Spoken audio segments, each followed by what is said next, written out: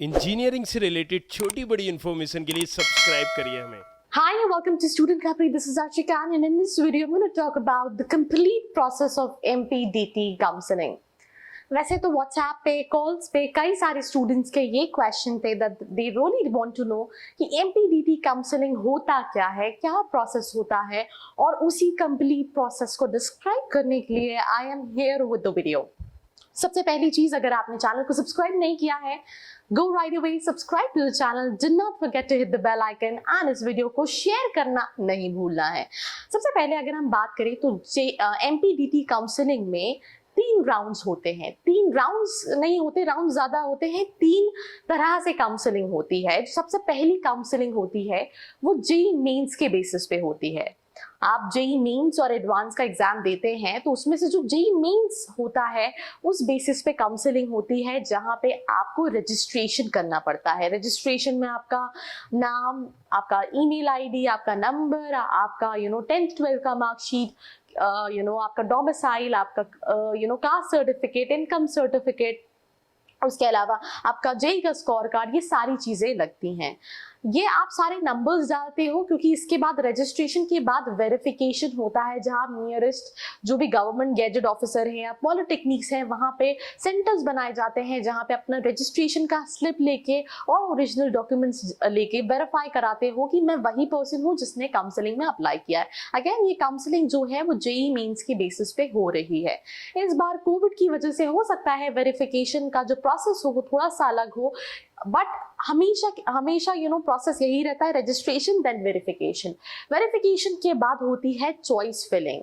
अब आप कहेंगे चॉइस फिलिंग क्या होती है? चॉइस फिलिंग ये होती है कि जितने भी कॉलेजेस हैं जो RGPV राजीव गांधी प्रौद्योगिक विश्वविद्यालय से अफिलिएटेड हैं, वो सारे कॉलेजेस आपको डालने पड़ते हैं। भले उसमें हम SGS ITS की बात करें, DAVV की बात करें, MITS की बात करें, जबलपुर की बात करें, IPS की बात करें, एक्रोपोलिस की बात करें, LNCT की बात करें, ओरिएंटल की बात करें, ज्ञान गंगा जबलपुर की बात करें, या फिर SATI विदिशा की बात करें, ये सारे कॉलेजेस आप चॉइस फिलिंग में डाल सकते हो।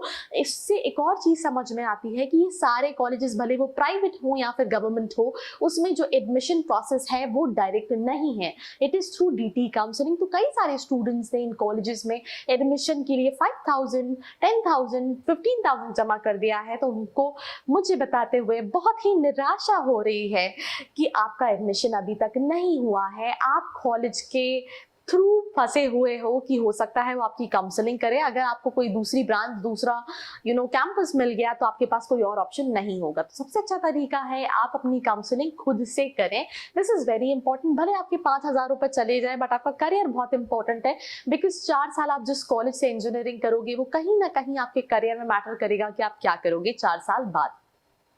मिनिमम 10 कॉलेजेस आप डाल सकते हो, बट 10 से ज्यादा मिनिमम 10 कॉलेजेस डालने पड़ते हैं। बट ऐसा नहीं है कि अगर आप 15-20 कॉलेजेस नहीं डाल सकते हो, बस मिनिमम 10 ऑप्शंस होनी चाहिए। जब आप ये लॉक कर देते हो तो उसके बाद आपको 15-30 रुपीज का पेमेंट करना पड़ता है। पेमेंट के बाद एक लिस्ट आती है जिसमें जितने स्टूडेंट्स एलिजिबल हैं उन सब के नाम आते हैं। इसमें जो स्टूडेंट MP का है वो भी बैठता है, और जो बाहर का है, लेट्स से बिहार का है, यूपी का है, झारखंड का है, महाराष्ट्र का है, वो भी अप्लाई कर सकता है। बट ऑल इंडिया सीट्स जो है वो 20% होती हैं, और इसमें अलग अलग कैटेगरी के स्टूडेंट्स अप्लाई करते हैं, तो अलग अलग कैटेगरी के लिए अलग अलग कट ऑफ होते हैं।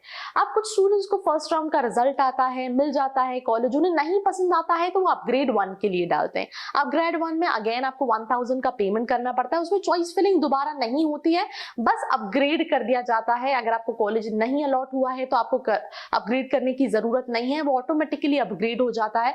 बट अगर आपको कॉलेज अलॉट हो गया है तो उसके बाद आपको अपग्रेड करना पड़ता है, अगर आपको वो पसंद नहीं है।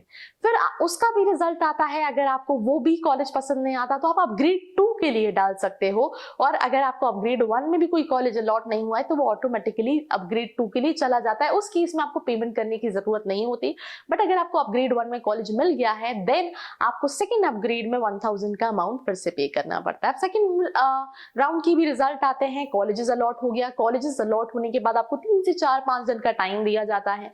आपको कॉलेज में फिजिकली जाके रिपोर्ट करना करना पड़ता है कि मुझे ये सीट चाहिए, कोविड की वजह से कुछ सिचुएशन में रिलैक्सेशन मिल सकता है।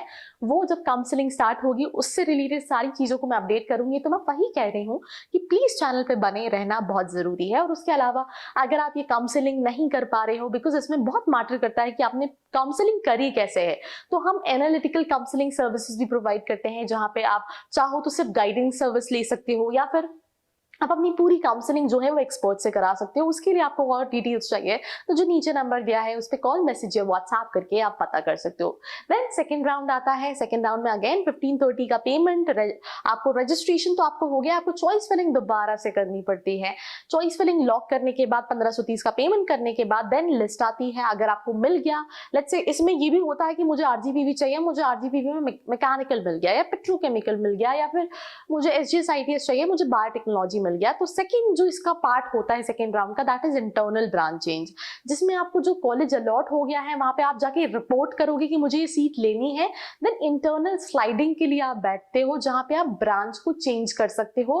अगर आप एलिजिबल हो तो चेंज होगी, अदरवाइज आप फिर उसी सीट पे रह जाते हो। तो ये भी एक और प्रोसेस है। इंटरनल ब्रांच चेंज का भी 1000 अमाउंट अलग से लगता है when it comes to counselling.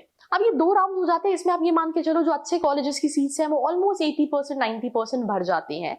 Even TFW की भी सीट्स भर जाती हैं। देन आता है 12th बेसिस पे क्वालिफाइंग राउंड, जहां पे आप 12th बेसिस पे फिर आप रजिस्ट्रेशन करते हो, चॉइस फिलिंग करते हो और आपको आपके 12th के परसेंटाइल पे कॉलेजेस मिलते हैं। इसमें भी अगेन वही चीज है, कॉलेजेस मिल जाते हैं बट अच्छी ब्रांच मिलने के चांसेस कम हो जाते हैं, बिकॉज मेजोरिटी ऑफ सीट्स जो हैं वो जेईई मेंस के बेसिस पे भर जाती हैं। इसके भी 1530 रुपए चार्जेस होते हैं। एंड अगर आपको 12 बेसिस पे जो कॉलेज मिलता है उसको जाके आप रिपोर्ट आपको करना पड़ता है।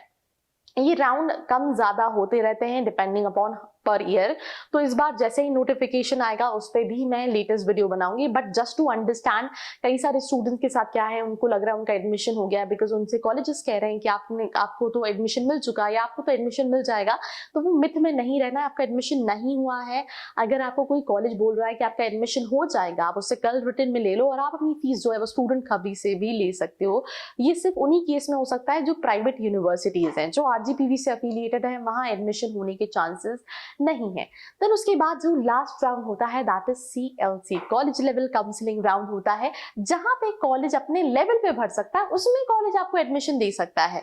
बट वो जो भी 2-3 दिन के लिए राउंड होता है, उस टाइम तक जितने भी गवर्नमेंट कॉलेजेस हैं उसकी सीट भर जाती है। गवर्नमेंट अगेन रैंकिंग बेसिस पे ही होता है, जिसकी रैंक अच्छी है उन्हें रजिस्ट्रेशन CLC का करना पड़ता है, फिजिकली जाना पड़ता है। मैं आपको बताऊंगी, मैं लास्ट 2 साल से RGPV last year I was to SGS ITS, I think हजारों बच्चे होते हैं इवन CLC में 10-10 सीटों के लिए। और ऐसा नहीं सिर्फ MP के बाहर के बच्चे, तो आप सोच सकते हैं कितना कंपटीशन होता है, स्पेशली गवर्नमेंट।